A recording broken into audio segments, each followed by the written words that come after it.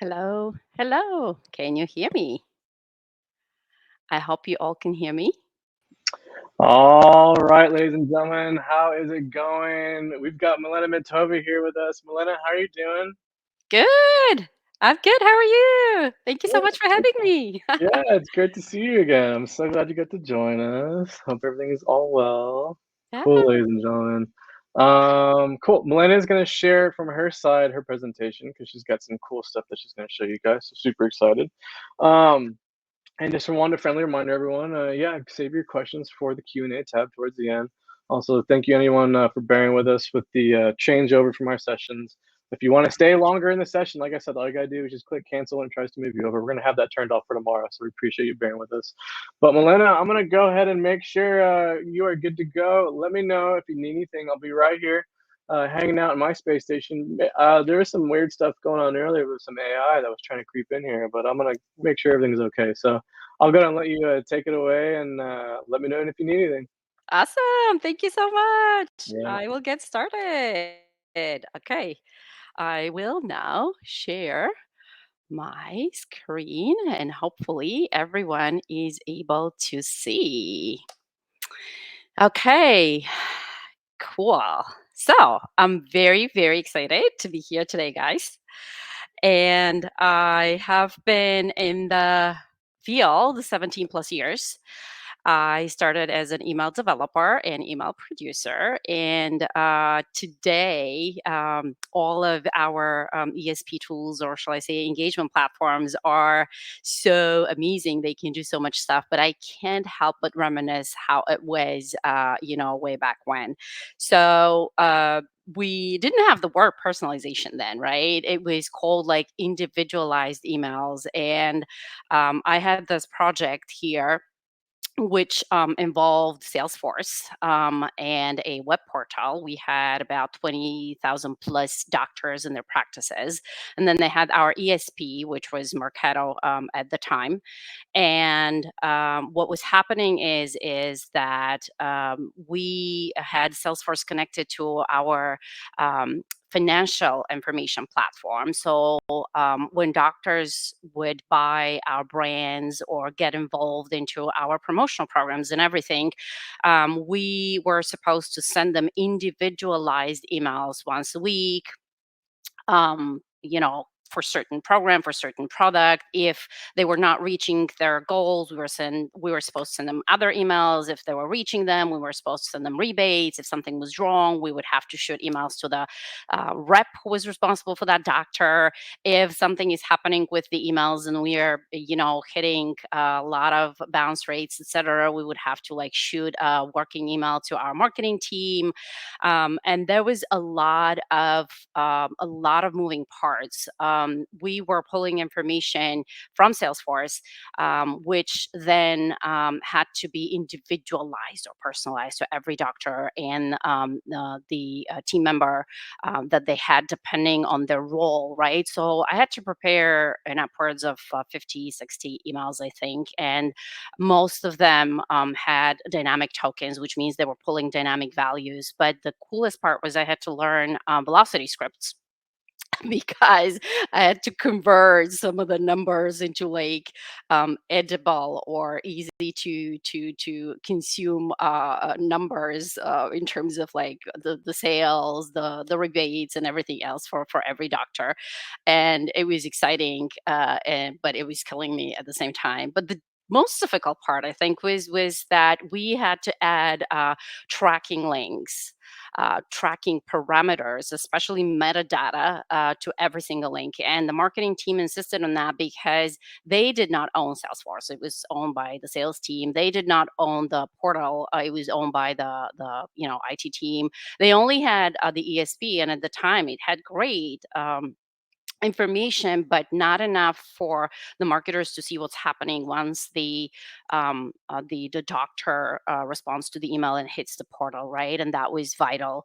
And the portal was connected with Google Analytics. So one of the key things that I had to do is I had to do like a big salami of information into every link when it came to the campaign name. So it was the year, the quarter, the country, the sale region, the brand sales rep ID, promotion, program, subject. It was crazy because every single one of these doctors had different sales reps. They were participating in different programs. They were, involved into different activities, etc. So this was very, very, very challenging for me, but it was very important because this data was sent to Google Analytics, and from there it was sent to the overall dashboard. And it we had to like show to all of the big high level decision makers how we were doing, and the program was great success. It was super tough for me to get all of these emails with all of these moving parts, but it was a great, great, great success. And kind of that's why I'm super excited to be here, because you know what, guys, email is everywhere.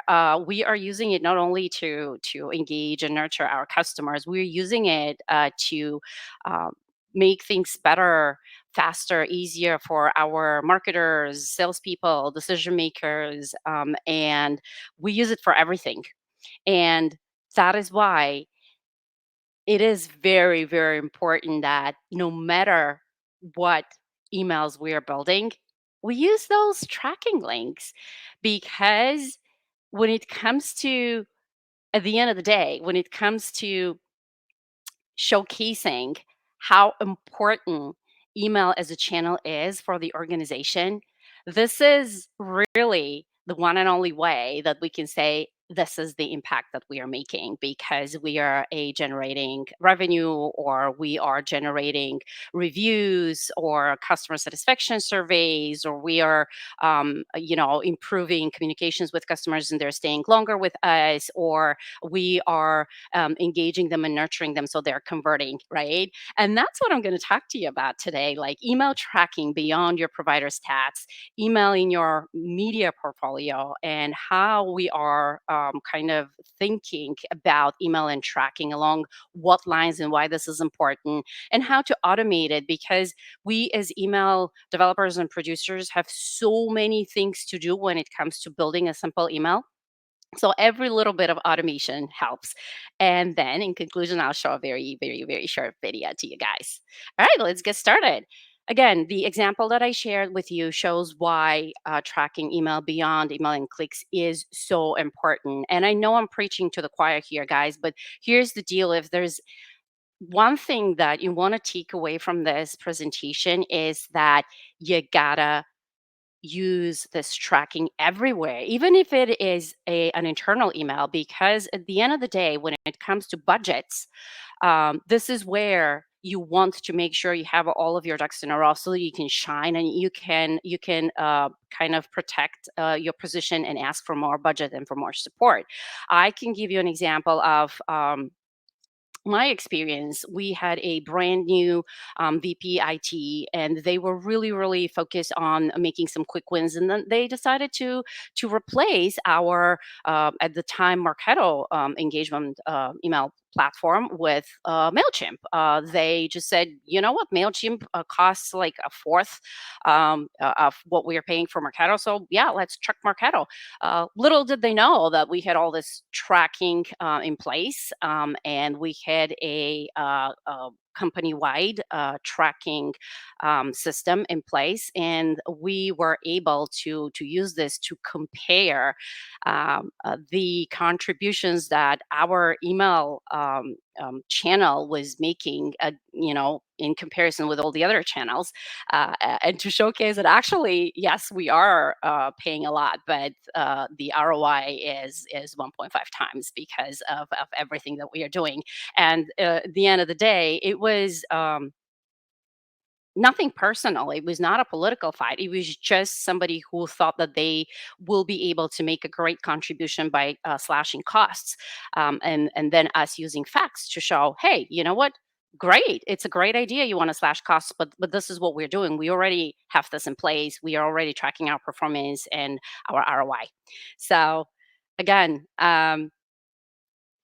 another aspect that is super, super important is because email is everywhere. It has the largest contribution when it also comes to understanding our customers and building customer profiles, because we communicate all the time with our customers, from the moment they become de-anonymized, right, as prospects, to when we nurture them, to when we converted them, to when we are sending them all these promotions, rebates, engaging them with requests for customer satisfaction surveys, etc.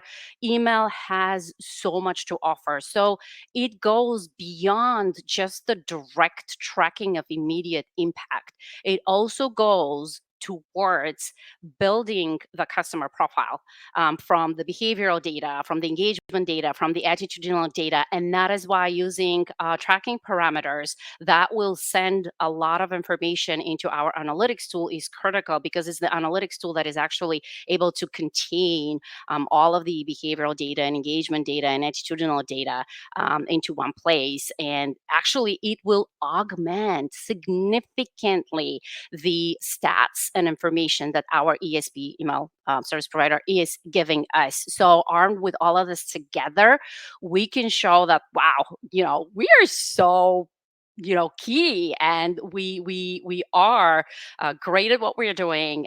So we have to get our budget supported, we have to have our team growing, and we have to have the ability to invest in more personalization and more exciting stuff. I'll start preaching to the choir, right? I just want to give you three examples of data and why it is so important in providing additional ROI. So, behavioral insights, they drive growth. According to Gallup, organizations that leverage customer behavioral insights outperform peers by 85% in sales growth and more than 25% in gross margin. Engagement insights improve the bottom line, period. According to McKinsey, an automotive insurer who used engagement data to personalize customer experiences achieved 5 to 8 times the ROI on marketing expenditure and grew sales by 10%. And attitudinal data, it brings key competitive strengths. According to Forrester and Adobe, organizations using customer satisfaction data to optimize user experiences see over 1.5 times higher year-on-year growth in customer retention and repeat purchase rates. So, with that said, one key thing that I want to kind of share with you is, it's not enough if you guys have all your ducks in a row and you have all of the tracking in place, because if the other channels are not doing the same, you're not going to have an overarching tracking, campaign tracking strategy and process that will actually enable you to see and compare the effectiveness of each channel, right? So it is very, very important. So when I gave you the example about this campaign that we did with the portal and with the doctors, I did not touch upon the acquisition aspect of it, right? So we use for the same big campaign, or shall I say, it was an umbrella of multiple campaigns. We used outreach and awareness campaigns as well, on display, on Facebook, etc. And we had to use the same big salami of campaign metadata for every single one of our display banners or search ads, etc. And it was not helping very much that some of the agencies that we were using wasn't following the established campaign metadata requirement, because we had a lot of issues in terms of reconciling the reporting aspect of it, and that was definitely a challenge. So, um, with that in mind, I would like to again share with you that yes, email is great, but it is just one of the many channels that a business uses. And it's great if we optimize it and have a awesome tracking process in place, but we need to make sure that all of these other relevant channels are equally tracked, and there is standardization, and then there is centralization in place, so that you can have, at the end of the day, accurate and you can have consistent reporting and data. And This is where maybe we as email producers and developers and champions, we need to reach out to our stakeholders and our partners and say, hey guys, let's do this. Let's build this a single centralized one place tracking. And that's why I'm sharing here with you, and I can share it later too, a very, very simple cheat sheet. So these are the areas that we need to track: owned and paid, right? So that we can see exactly what is happening here. And I have kind of separated this by GA channel. Maybe many of us are using Adobe Analytics for your kind of purposes, but I'm using this as a just as a sample example, right? Search, social, display, email, referral, and then across every one of them. Depending on owned or earned or paid media, you can easily see how we are tracking things. Obviously, we are not going to be tracking organic search, but we are going to be tracking on-site search with some internal ways. We are going to be tracking our profile links on our, let's say, Twitter or LinkedIn. But of course, we can't track unsolicited shares and RTs because it's people just grabbing and being excited about us, etc. Next is the yearly marketing plan measurement setup that I'd really love to share with you. So, when you're talking about your stakeholders, when you're talking with your stakeholders about a unified, centralized measurement setup, it's always good to have a look at it holistically, right? So marketers throughout the year will have these four main categories: acquisition, lead gen, conversion, and retention. And for every category, they'll have a multitude of campaigns. So this is where this big salami that I was talking to you about comes in place, right? For acquisition campaigns, then you have lead gen campaigns, then you have conversion campaigns, retention campaigns, ad hoc campaigns, and every single one of them will absolutely have email, but it will also have other channels as well. So you have to be able to compare apples with apples. So that's why it needs to be standardized. So here's the promotional channels that you're gonna be including, or these are kind of your UTM median values. Here is the content that we are measuring and doing A/B testing, etc. And then we have the custom insights or the metadata for in-depth reporting that will have critical information such as campaign ID, region, customer type, language, state, etc.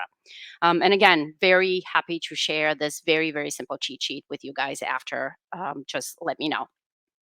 Of course, you are very well informed on how this is being used, but just in case, I wanted to cover this. When to use UTM's rule of thumb, very, very simple.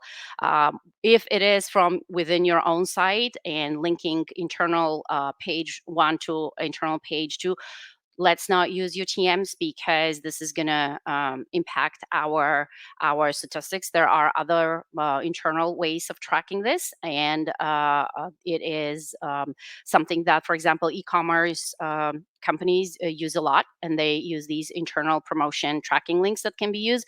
UTMs, as UTMs strictly, are going to have to be used if you send somebody from your corporate website to a blog, or from your corporate website to your social media, or from your email to your corporate website. This is a very important thing to keep your team and your stakeholders appraised of, just to make sure that, again, there is no issues in how and what you're tracking. Next is the email UTM link itself. I'm pretty sure you guys are already using this, but just to cover it, this is how your link would look like. And I have included again the salami here with the long tail. Metadata that the UTM campaign gets. So as you can see, all my 5 UTMs are here and a long salami of campaign metadata. And we are coming here now to, yes, it's amazing, right? We want to track everything. It's all super duper. But here's the thing. just creating a simple email is so exhausting. Dealing with all of our stakeholders who, midway through the email, for some reasons, change an image or they want to change a whole paragraph. And then we have to do all of the testing of the email and make sure that it goes and it looks well across platforms and browsers and everything. And then there's all the other, parts of getting everything in place. And then on top of it is also like all of these UTMs and tracking. It's really too much. So every single bit of automation where we can save time helps, right? Sometimes we're like, oh, I just forgot. I just forgot to edit. And here's the problem, right? And this is a real life example from samples that we've done.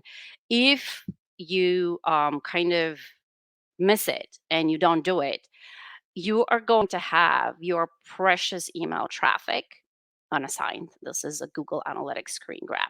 And it's not good because maybe your emails converted users, maybe they generated money, maybe they resulted in retention, maybe they provided so much invaluable attitudinal or behavioral data, et cetera. And we cannot get the benefit, we cannot get the attribution, and that's something which I believe personally it's worth the effort getting the attribution in place, getting the reporting that we need to show our hard work, and it can be achieved in a very simple and easy way. So automating. Automating is the key. And I will share some of my experiences. I'm sure you guys are using very, very different types of platforms and they have different capabilities. My latest experience was with HubSpot. And as you can see in HubSpot, I can either build my own or I can automatically tag it. And I started automatically tagging it. But this is what happened for some reason when I was, looking at my reports in GA4, and I can see my source in Medium, which is HS email, and then my session campaign is outside. Or, I can see that, my landing page and query string is not set, or my term is not set, and all the other information which could help me really make informed decisions or optimize things is simply not there. Conversely, when I switched to controlling myself these important values, I was able to see a lot more information. Here's my session source in Medium. I immediately can see that it's a demo request email, and I can see what was the campaign it was started. The email is from August 17 and it was specifically demo follow-up 3 questions. I can see the landing page that they were taken afterwards, and I can see my session manual term, which is a text link, and I can see that it was a blog, and all of this is like really, really cool critical information. And I was able to achieve it very quickly and simply, and I'll show you an example. So how to automate UTM tagging in emails. There's also tokens, right? There's dynamic tokens. For example, in Marketo, and I'm sure your platforms also, I was able to use a lot of dynamic tokens, which enabled me to add those UTM values and make sure that everything is effective. So here's an example of an email that I did, and as you can see, here's the link, and every single component here is a token where I have my button, my image, my medium, my source, etc. And this is really, really cool. Again, pros, simple, quick, easy, and it's consistent. You never miss it, you never forget it. You set it, and that's it. Cons: some builders are not fully automated, and you still have to put manually some of those values and information. And uh, anytime your data is not consistent, anytime you have difference in capitalization and how you're separating multiple words, is it an underscore or a dash, or maybe you forgot to put anything and then the browser puts the ampersand, which might end up with a broken link, etc. All of this is again something to be taken into consideration, and you don't want to kind of risk it because you've put so much hard work into this, right? So maybe you can consider using some tool. There are tools on the market, like for example UTM.io. It's a URL builder that lets you create links in their platform, and then you can copy paste them in their email. You can use a Terminus app. They even let you copy the entire HTML in their platform to add quickly tags and get you links there, right? Or Campaign Trackly. And full disclosure here, this is my app that I built for myself, because being an email producer and developer, just it was driving me nuts to have to do all of these things manually. So I built it for myself. What we do with Campaign Trackly is we actually let you automatically grab all email links and tag them and replace them. And I will show you how it's working here really, really quickly in the last second. So is what you're seeing is an example of HubSpot. Here is a whole section that I simply right clicked and it grabbed all the three links in this section. So as the next step, I what I did here was I just searched for my newsletter. I grabbed it with a single click and then added it to all my all my links. As you can see here, newsletter, email. Then what I did was I dragged every single content bit separately very quickly without having to type anything, right? The key here is not having to type manually anything, because every manual typing carries the risk of creating issues with your data. Then I have selected my acquisition campaign type. My channel is here, the email. This is like this big salami that we were talking about. For your metadata, you can select your language if you want to have like English language. You can select all additional information. You can select your date very quickly and put it there. And just with a single click, you can send all of this data to the link. Then when you click finish and save, you can get everything checked very quickly. Automatically, the health of your links is checked. You can see that they're even being tracked in your Google Analytics platform. And now everything is ready for you, and you can literally just copy and paste it in your email. But with us, you don't even need to do that, because you know what? We automatically replace the original links with the tracking links. And as you can see, this has already been preset, so you don't even need to do anything. And this is just an example of how you guys can automate things. Every little bit of automation helps. So I think I'm out of time, and I have 4 minutes left for Q&A. So I wanted to thank you for your time. Yes, Yeah. love it, love it, love it. Awesome, Elena. All right, let's get into this Q&A, shall we? So we can utilize our time. Let's see. Okay, Lauren wanted to ask this one, and she was asking iOS 17, where link tracking is going to break UTM. Have you found a workaround for this? I'm sorry, which one is this one? It's okay. Oh, I iOS 17, where link Yeah, tracking is going to break UTMs. Do you have a workaround for this? Ooh, this is, I'm hearing this for the first time. Wow, this is concerning news. I better research it, but I'm happy to research it and answer. Thank you for alerting me on this. no worries, no worries. And we'll make sure everyone follow along with Melena's social media if she's got any announcements on this. So Yeah, absolutely. Okay. All right. And then moving on here. Let's see. Okay. Casey wanted to know, how do you generate reports that pull together all of the data, website, email, social? I have to pull them all individually, and it's fine, but it's such a manual process to combine. Yeah, this is a great question. So it very much depends on how you guys are doing it. Are you using GA4 for this, or are you having your own marketing dashboard using an analytics kind of a app, or are you using Tableau or BI? It very much depends on what you're doing. But in Google Analytics 4, the way I do it is I simply go into my acquisition, and then I look at the acquisition report, and I can edit it on the side, and I can add additional information so that I can augment my report. It's very quick and easy, and where it gives me the default channels, and I'm sorry I can't share right now, but you can very easily see all of your sources and data, or you can use additional customized reports, and The best thing is, Looker, Google Studio, the former Google Studio, you can use. And I have some also templates from the past that I've been using. I'm happy to share where you can like put everything in place together. Not only that, but you can see in one place conversions from organic search, conversions from internal websites, etc. It's really really cool. But I definitely recommend Looker and connecting it with your analytics.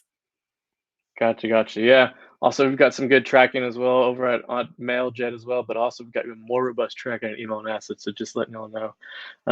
Okay, and then moving on here. Let's see. Trying to make sure we've got the most upvoted ones. Da, da, da, da, da. Okay, Alexander wanted to know, will long UTM add a higher value of spam to longer links and email spam filters? That is an excellent question. So, what in a lot of people ask this questions, but according to the biggest gurus, adding as long as you don't use shorteners, having UTMs will not impact your email delivery and open rate. So you shouldn't be worried about that. Mhm. Hopefully, this is helpful. Awesome. Good to hear. Good to hear. Okay, y'all, we've got time for a few more here with Milena. Let's see. I just want to throw this one up really quick. Next time, you need to bring everyone salami if we're going to work through lunch and I hear about salami the whole session. It's just not fair. Oh, I'm so I sorry about will this. say, Milena, I did get a little hungry here in salami during your session. So, and Oh. it sounds like next year we need to have a food theme for email camp. So maybe email camp cheese and salami, email camp charcuterie board. Maybe that's what the next year's theme will be. So that's good. That's That's great to so hear. funny. Thank you for this. This is so nice. Yeah. Um, and I guess we gotta do a serious one now. But Gabriel wanted to know, have UTMs changed from UA to GA4 yet? Oh, this is an awesome question. I love it. And I actually, what I do is I do live streaming sessions to help, people like me, marketers. We are not so deep into GA4 to kind of go through my learning and see what I'm doing. So the way it has changed is that, for example, now Google Analytics they added a few more UTMs. So there is like a platform, and there is like additional content attributors that you can start using for your reporting. But other than that, pretty much everything is in place. Everything is really working. They have augmented your ability to see how your UTM campaign, for example, is contributing to acquisition versus retention, which is really cool. They have like a first visit or first time a session campaign aspect value versus like the regular one. So if anything, with GA4, the UTM parameters are becoming much more important for your overall attribution and much more potent. So you should guys be using them. They're really really cool. A lot more easier, faster, and effective insights. Got it. Got it. Love it. Love it. Cool, Milena. Awesome. Well, Milena, that is the time we have for questions right now. I want to thank you so much for being here for your first email camp. You had such a robust and such a fun presentation. Everyone was loving it. So everyone, be sure to make sure to follow Milena on social media, on LinkedIn and Twitter, and anything that she's featured on. So looking forward to seeing more of you, hopefully in the future. And just thank you so much for being here and just taking time out of your day. Thank you so much, guys. I love you. It was great. I very much Awesome. appreciate the time and the Love it. invitation. Thank you, Thomas. Bye. Of course. Take Take care, care. Melina. Good seeing you. Bye. All right, ladies and gentlemen. Okay, just gonna take a moment.